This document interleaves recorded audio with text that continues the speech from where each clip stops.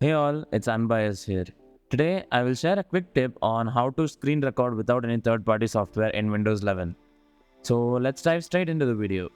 There is this app that everyone uses to take screenshots in Windows called the snipping tool. Little does anyone know that there is a feature to record video sitting right in front of your eyes. Just select this video recording symbol and the same interface can be used to select an area of the screen just like you would take a screenshot. But that area would now be video captured instead.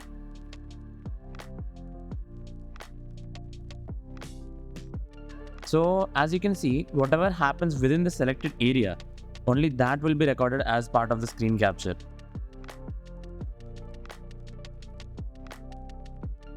You can as usual cover the entire screen in order to take a full screen recording of your tutorials and gameplays.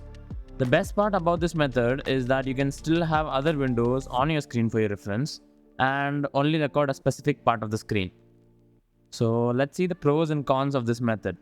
Pros: it is built into Windows and doesn't require any additional third-party software installation. Specific part of the screen can be recorded. Cons: it cannot capture the audio from your screen, which is a bummer.